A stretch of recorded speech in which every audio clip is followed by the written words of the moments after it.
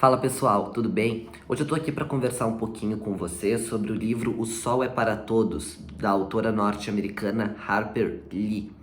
No Brasil, o livro é editado pelo selo José Olímpio, que é um selo da editora Record, ou Record, eu sempre hesito entre as duas pronúncias. Em inglês, o livro se chama To Kill a Mockingbird, que seria matar um passarinho. Mockingbird é um tipo específico de passarinho, uma espécie própria, mas esse título não diria muito aqui no Brasil e aí resolveram trocar. O Sol é para Todos. O livro se tornou muito conhecido, foi um alvoroço quando foi lançado, a autora ganhou o prêmio Pulitzer, a adaptação do livro para o cinema, que é uma excepcional adaptação, que inclusive ganhou o Oscar de melhor roteiro adaptado, colaborou para isso. O personagem principal do livro, que é o Atticus, ele foi considerado o maior herói da história do cinema. E, além disso, o livro foi colocado em várias listas de melhores romances do século XX, de livros indispensáveis para se ler antes de morrer, etc. Ele é um livro bastante conhecido. Ele trata do que, propriamente, não vou dar grandes spoilers aqui, ele é um livro muito gostoso de se ler, é um livro simples e é uma história quase infantil na primeira parte, porque ele é contado sob o ponto de vista de uma menina que é o alter ego, digamos, da Harper Lee quando ela era criança. Então é essa menina e o seu irmão vivendo com o pai, que é um advogado, numa cidade dos Estados Unidos. Em determinado momento há um cometimento de um crime nessa comunidade. O sujeito acusado desse crime é um sujeito negro. O pai dela, que é advogado, se candidata para fazer a defesa desse sujeito, porque ele acha que todas as pessoas têm direito a uma defesa. E a partir daí o livro se desenrola muito voltado para essa questão do racismo nos Estados Unidos, que é uma questão muito forte, até hoje muito discutida, muito debatida. Sob esse ponto de vista, a história é muito interessante, porque trata um pouco dessa visão que as crianças têm das coisas, essa visão da juventude, ou mais propriamente da infância, em contraste com essa visão que naquela época era predominante naquela sociedade a respeito dos negros, etc. Então o livro traz esse debate também, que é bastante atual, de não só da questão do racismo em si, mas também da questão de como nós enxergamos as coisas até um certo momento e como depois nós passamos a enxergá-las a partir do amadurecimento. Quer dizer, que tipos de ideias nos são inatas ou não, e que tipo de coisa acaba sendo fruto do ambiente onde essas ideias são discutidas e são debatidas.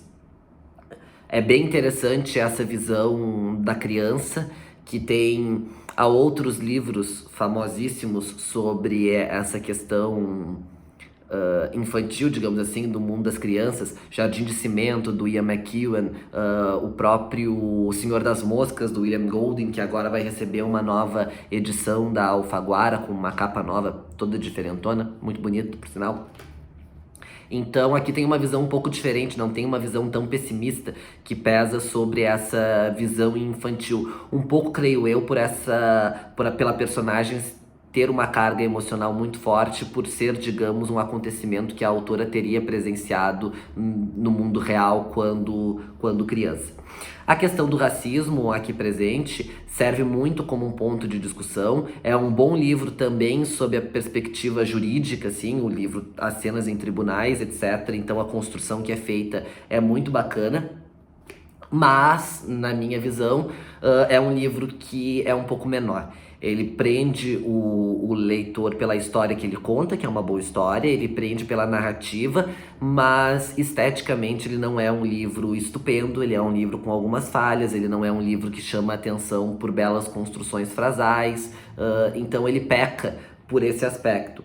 Dentro do tema, também acho que não é o melhor que se tem na literatura norte-americana, apesar de ser um livro razoável e uma boa introdução ao tema, e que eu recomendo que as pessoas leiam, sobretudo pela importância e pelo impacto que o livro teve, né? Não só do seu lançamento como até hoje, mas se nós compararmos, por exemplo, a Harper Lee com o Faulkner, realmente ela sai perdendo feio. Quer dizer, os livros do Faulkner que tratam dessa questão, e nem preciso ir para os grandes livros de Faulkner, como O Som e a Fúria, por exemplo, que debate muito esse tema, mas mesmo ficando num livro menos conhecido, até não, até mais conhecido, diga-se de passagem, talvez menos apreciado pela crítica, mas mais conhecido, ou pelo menos mais acessível que O Som e a Fúria, sem tanto fluxo de consciência e sem tanta polifonia, que é o livro O Santuário.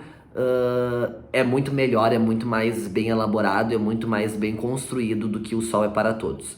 Inclusive eu pretendo fazer aqui para essa nossa sessão de vídeos curtos um vídeo sobre esse romance do Faulkner, O Santuário, porque nós tivemos um pedido de um dos nossos ouvintes querendo que nós comentássemos Faulkner, O Som e a Fúria, o Absalão, Absalão, enfim, que são obras mais densas e que nós precisaríamos reler, enfim, e revisitar a fortuna crítica. Eu li O Som e a Fúria há uns bons anos atrás, e quem conhece o livro sabe que não é um livro de fácil compreensão, muito pelo contrário, especialmente, né, as duas partes iniciais ali, quando nós temos o Benji, quando nós temos o Quentin, aquelas duas partes são bem difíceis de se passar. Mas em atenção a esse pedido, eu gravarei então um vídeo sobre o Santuário, esse romance do Faulkner, que também trata da questão do racismo nos Estados Unidos, que é um vídeo, um livro mais tranquilo de se compreender, e que, portanto, também eu posso falar num vídeo mais curto, não demandaria um grande tempo, um programa inteiro sobre isso. Então eu encerro por aqui essas minhas considerações breves sobre O Sol é para Todos, da Harper Lee. Recomendo que leiam, até para discordar de mim, que também pode acontecer, deve acontecer, inclusive, não quero que todo mundo concorde comigo em tudo. Então, leiam, tirem suas conclusões. Quem já leu pode se manifestar aqui no vídeo, dizendo se concorda, se discorda, se gostou ou se não gostou, e se gostou porque gostou, se não gostou porque não gostou. Era isso por hoje, até a próxima, muito obrigado.